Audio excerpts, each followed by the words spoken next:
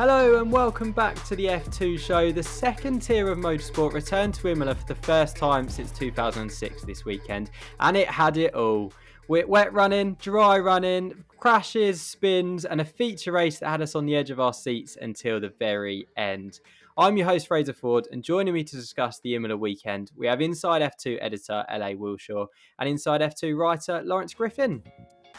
Coming up on the show then, we reflect on an action-packed weekend of racing in Imola.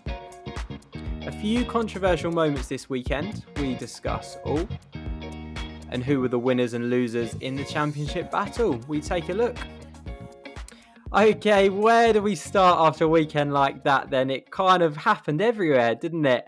We spoke about, obviously, in the preview, Lawrence Formula 2 returning to Imola for the first time in 16 years. What did you make of seeing the Formula 2 cars back on track there? Yeah, it was brilliant to see Formula 2 returning to Imola, and it was great to see some of the moves the drivers were making. It was difficult to necessarily be overtaking all the time, but there was some good moves to pick out there and plenty of action for us to digest and get stuck into.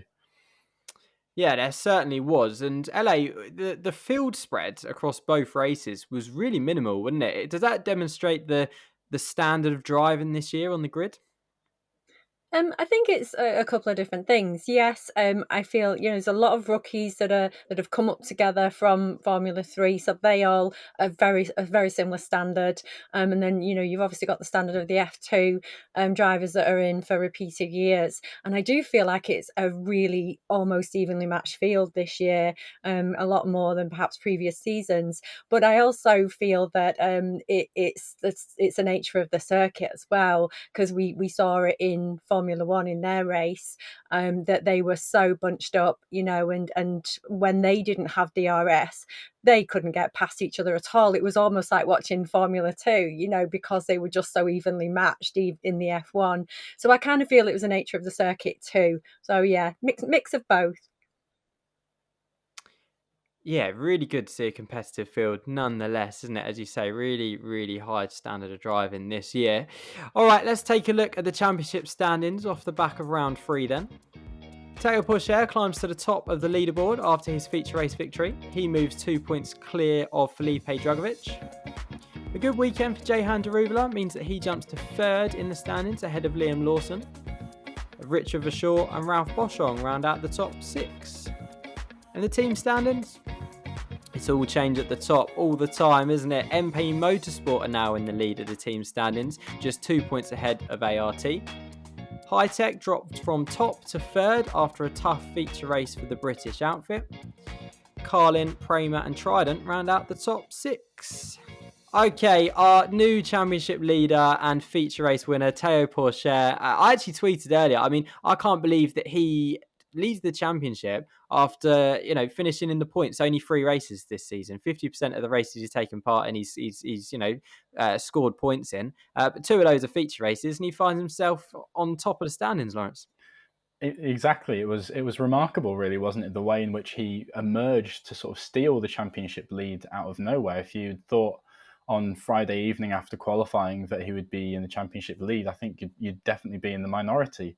It wasn't a traditional lights to flag win for him today either. Of course, those rarely happen in Formula 2. But he was 7th in that late, treacherous qualifying session, and he dropped from 4th to 8th on the opening lap of the sprint race and managed to get back to 7th and get a couple of points, which, as he said in the post-race press conference, could be significant later on. But where it all counts is that feature race, and he navigated his way through that race really brilliantly. Nothing overly fancy. He was on the right strategy. He made overtakes when he needed to. And crucially, he made absolutely no mistakes whatsoever in that race. While Doohan and Hauger collided at the start, Vips spun off in front of him, then Nissany also crashed right in front of him. He sort of was hanging back and seeing those incidents unfold rather than being involved in them himself, and the waves almost parted for him today. And I think, to be fair, he probably would be right in feeling that he's due a bit of luck after the reliability issues that he's had with that terrible weekend in Jeddah. And if you look at the season so far now, he's won 2 out of the first 3 feature races. And that is really where you have to make it count. If he continues that record, he will start to build up that all-important consistency that we so frequently mention on the podcast. And if he keeps that up, he will win the championship. So he'll be absolutely delighted with the way the weekend's gone, and he'll hope for plenty more of that to follow. Yeah, really strong, feature race, as you say, and consistency is the key. And it just seems to me at the moment that all of the championship contenders, there's been mistakes or there's been reliability issues. Lawrence, it's almost like none of them want to win it. But if Teo Pourchaire, if he can really use this as a platform to push on from here, then he would, is he the favourite? I would say at the moment he has to be the favourite. Sometimes you get a sense in the start of seasons who might be able to make it to the front of the championship, and you look at Yuri Vips today with that error, and of course an error yesterday in the sprint race. It's just not quite going his way at the moment, and Teo Pourchaire is emerging from that group looking the strongest. So who knows how it will play out in the rest of the season, but he certainly has what it takes to win this year. Yeah, I think any of the top 8, to be honest, will be looking at the championship thinking, yeah, I've got a chance this season. So let's wait and see. Enzo Fittipaldi, LA, grabs a podium out of nowhere almost. I mean, 15th to second. Obviously passing the ever impressive Ralph Boschung on the closing laps. It was, pretty unbelievable drive, wasn't it, LA? Yeah, completely. I mean, how do you get around Boschung anyway? What an incredible driver he is. But I'm so happy for Enzo. I really am. I think sometimes because of the character that he is and the person that he comes across as, people really underestimate this young man, and you should not be underestimating him whatsoever. I've come across him, and you see him thinking, and it takes him maybe a little bit longer to think things through, but don't underestimate him. He's thinking all the workings up here. He knows exactly how to race that car. I think one of the things that he can do is over race and over push, and team wise, they can be going a bit crazy about the tires, and he has lost a couple of places because his tires have dropped off at the end, and he's admitted that. But the way he drives, from a fan point of view, I don't want to see drivers racing based on tyre strategy. And it's all we get when we sit at home watching these races. It's all about tyre management and not driving as quickly. As a fan, I want these guys to go flat out and race as fast as they can. And Enzo, to me, is a legitimate racing driver. So if his tyres wear off towards the end, all right, what a shame. But today, in that race, he raced the socks off that car, and it paid off, didn't it? For him to come all the way from the back. He had that early pit stop, so strategy did come into it. He had a few lucky breaks. The safety car came into play as well, but safety car comes into play almost every Formula 2 race anyway, so it benefits some people and doesn't benefit others. But he was incredibly strong, had a really good pace. All them overtakes, then the Novalak and the Boschung overtake, and he earned that place, didn't he? Yeah, really impressive from him, and a really nice story that both him and Teo Pourchaire on the podium together after that incident in Jeddah last year, which obviously meant that Enzo wasn't part of at the Abu Dhabi, the final round of the season last season. So yeah, really, really happy for both of them. And you did mention Ralph Boschung there. He came across, quite happy on the radio at the end, which I was a little bit surprised about, because bearing in mind the position he was in when obviously Roy Nissany crashed, he was almost in the prime position to win the race there at maybe the halfway point. Were you a little bit surprised, LA, that he was as happy as he was on the radio? I don't know really. He's a genuinely just nice guy, and if he lost his mind over the radio, I'd probably be more surprised about that, because he's just a lovely person. And I think he probably realised there was a little bit of miscommunication when Fittipaldi was coming past him. He didn't understand that he hadn't pitted, so he thought, well, all right, I'll let him go because I'll get him back when he pits, or whatever it was that went on in Ralph's head. said, for him to sort of let him go a bit easier. But at the end of the day, he finished on the podium. He finished P3. That's exactly what wins these championships. Not every we know from other seasons that not every championship winner wins every single race every time. We know that. It's just about podiums, and it's about gaining those points every single race and every single week. That's what's going to win you a championship. So Ralph, to me, was lovely today and took the points, and had a nice little cheeky on the radio afterwards. Yeah, he's the highest average qualifier, which is this season, which is brilliant for him, isn't it? All right, and there was also late drama in the feature race with Liam Lawson hitting the wall in the closing laps. Not the best weekend for Liam Lawson, but that obviously meant the virtual safety car came out, and then it was changed to a full safety car. Just as Felipe Drugovich and Marino Sato, they've just gone past the pit entry, hadn't they? Which was a real shame for them. He wasn't overly happy about the situation. Lawrence, do you understand that, his frustration? Oh, absolutely, and you honestly can't blame him for that frustration after the race. He tweeted that he thought that it wasn't particularly fair the way that it happened, and you can certainly understand where that's coming from.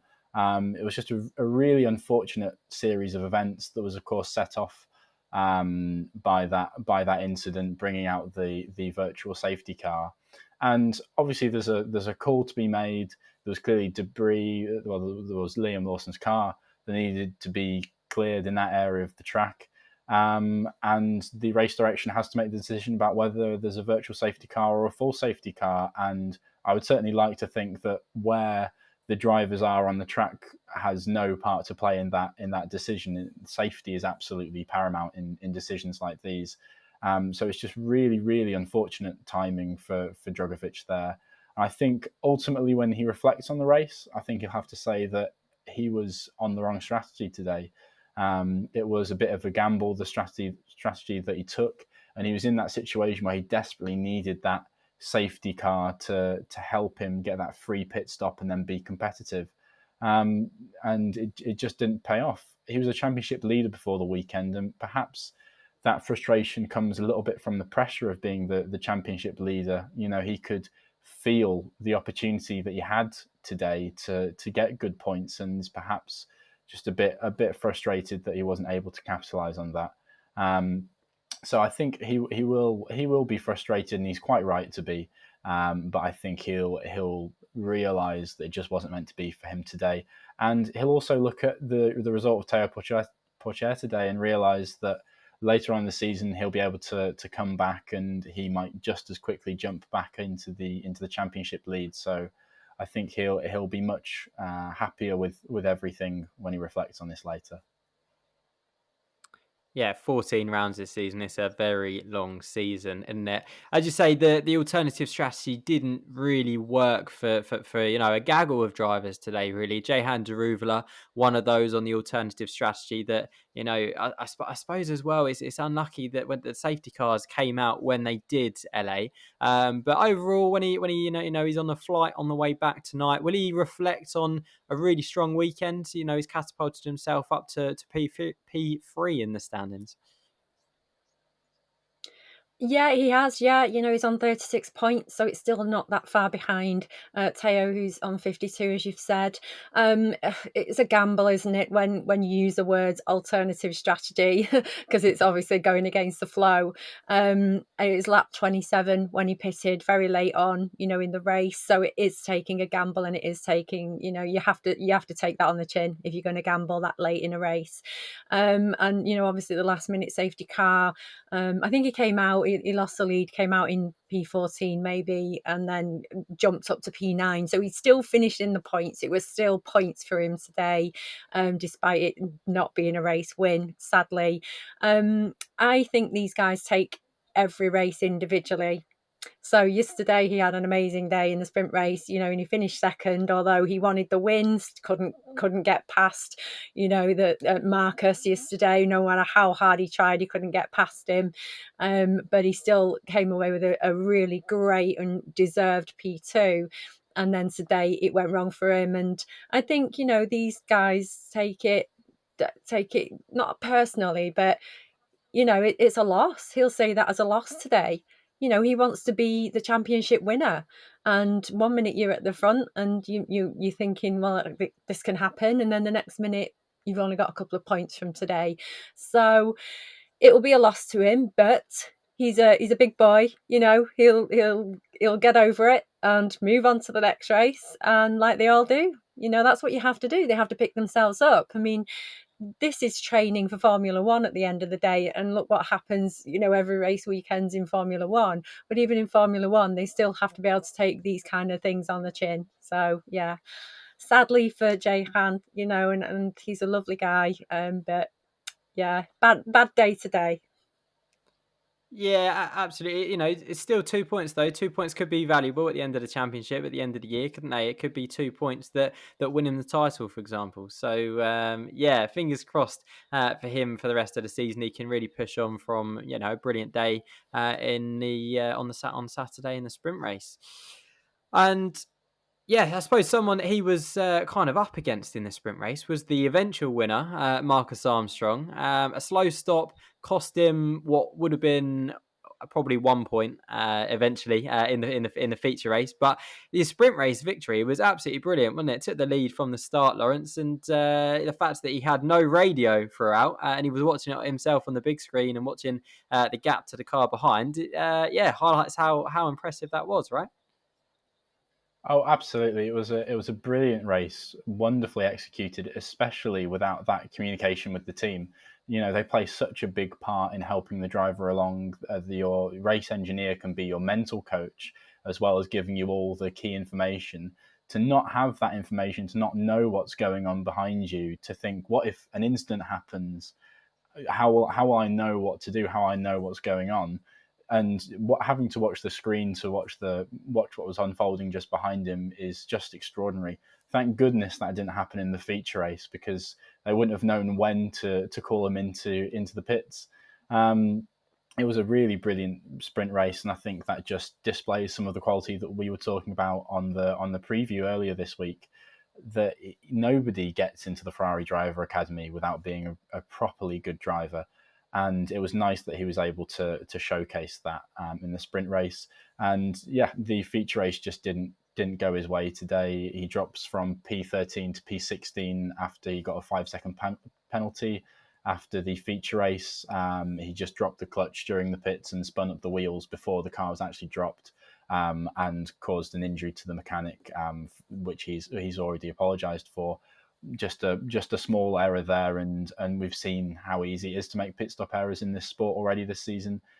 So that will be slightly a dampener on the mood for him this week, and of course with his teammates, difficult result as well. It's not an easy one for the team to take, but I think he has to take the positives out of this weekend and realise how good that performance was, and realise also between both him and his teammate, there is the pace in that high-tech car, and it's a long season to go, and anything can still happen. I think Yeah, wishing our just to best to not the interject, Hitech. but just to sorry, I'm talking over you there, Fraser.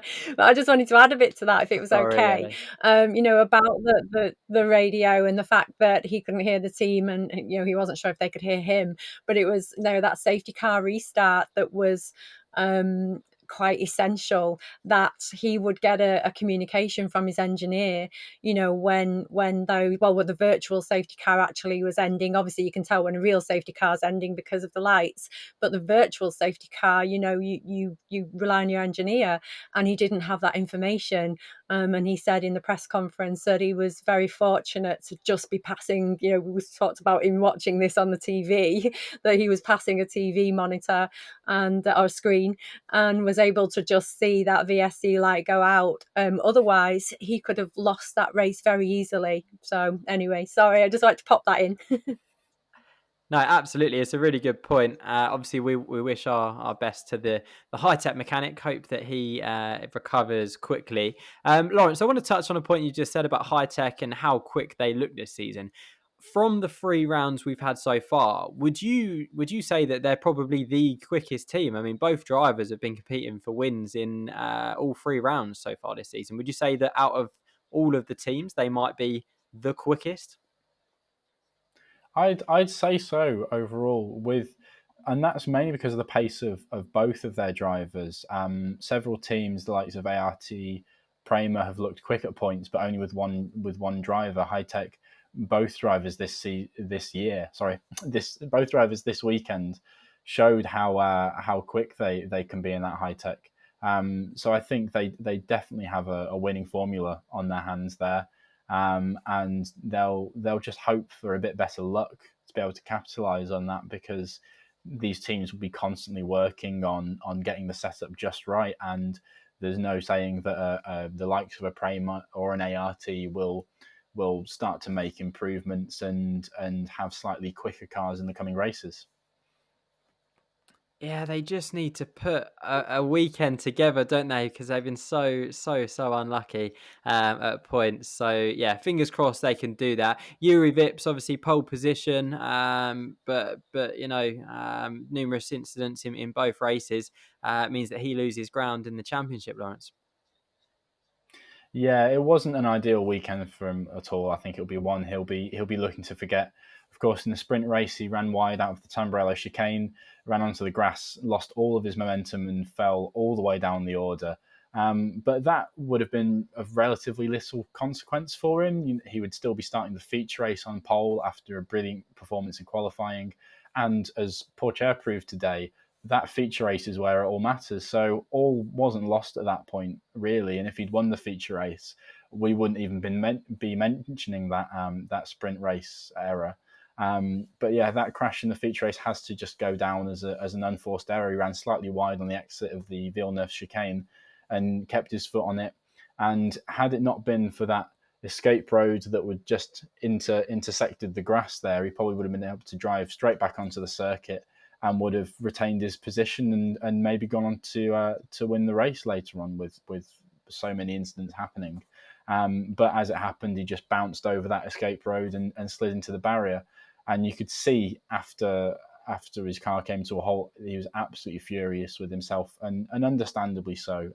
He'll know he had an opportunity to win that race, and he should have won that race, and he should be the championship leader right now.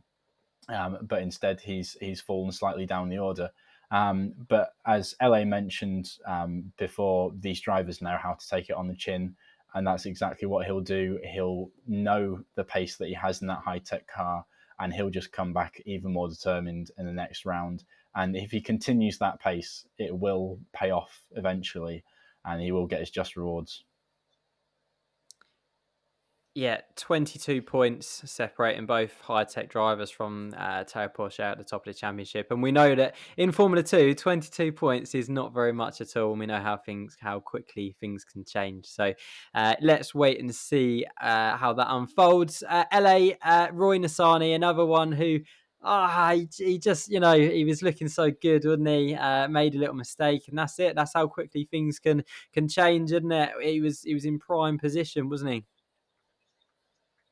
Oh, absolutely. And I'm absolutely gutted for him, to be honest. I mean, you've just spoke about Hitech being possibly the fastest team on the track at the minute, but you have to look at the Dams team as well. You have to look at how fast Roy and Iwasa have been in the last few races, not just today, but this weekend. And I'll talk about Roy, but we have to look at Charouz as well, because how fast was Enzo as well, and his teammate finished in the points. It was taking over just for this weekend. So back to Roy though, yeah. Oh, gutted. I mean, and I'm sure he's feeling a lot worse than anybody else on this planet. He had such an amazing start yesterday in the sprint race, and finished fourth. And even towards the end of that race, he was actually catching P3, and it's almost like he defended that whole race. He kept everybody behind him that whole race. He'd done so well. And then towards the end, he almost, he was catching up. But today, he found himself leading that race. And then obviously we had the safety car and everything shuffled around. But by the time everybody was going to have come in and then come back out, that was his potential possible first win of the season. this team, this Dams team, had a plan for this year, because they've been taken over, by the new management, and the plan really was to sort of start fighting for podiums and the championship next season. But they've found something this season already very quickly, because it is working for them, and I feel they're a little bit similar to Prema at the minute, that all the ingredients are there, they're right there, they're just not quite coming together. And for Prima, they're getting it together, that's all forming nicely for their two drivers, and Dams is just this close, for it all coming together, whole package just gelling nicely for them. And I think, if anything, Roy can take out of today specifically, but even yesterday, look how he can start a race. P5 to P1 by turn 2, sorry, P6 to P1 by turn 2, and he had a great start yesterday. So if you can do that, then and then sail away the way he did, then anything can happen for the team. And I wish them the best. Wasn't it glorious to see them win that championship? And it'd be really great to see them winning it again, definitely, and to definitely see Roy win some races, get on that podium a few times, and show us exactly the incredible driver that he is. Yeah, you're right. His start was electric, and Dams running 1 and 3 at one point at the start of the feature race was You're right. It does demonstrate their pace, doesn't it? So just a shame for Roy Nissany, but as you say, he will bounce back. Let's talk about another incident at the start. Jack Doohan, Dennis Hauger coming together, both going for the same bit of track, really, weren't they? They were both going for the gap through the middle. It's real bit of confusion. Do you think that was, Lawrence? Yeah, I think it's just in that moment you're driving purely on instinct, and you spot a gap and you go for it. You both go at the same time, like two drivers that are on the inside and outside lanes of the motorway that both go for the middle at the same time. It's nobody's fault there. They've both seen the gap and gone for it, but it's not worked out for either of them, and that is how cruel motor racing can be. Because both Doohan and Hauger were looking like they were setting themselves for their biggest result of the season for either of them if they could have had a good finish in this feature race. Both of them have struggled to capitalize on their pace at times, and neither of them have had results which is a fair reflection of the talent we know they possess.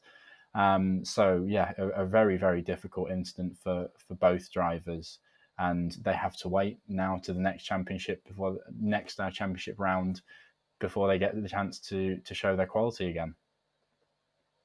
I tell you what, Lawrence, if you're seeing a gap on the motorway and sending it, then remind me not to get in a car with you, because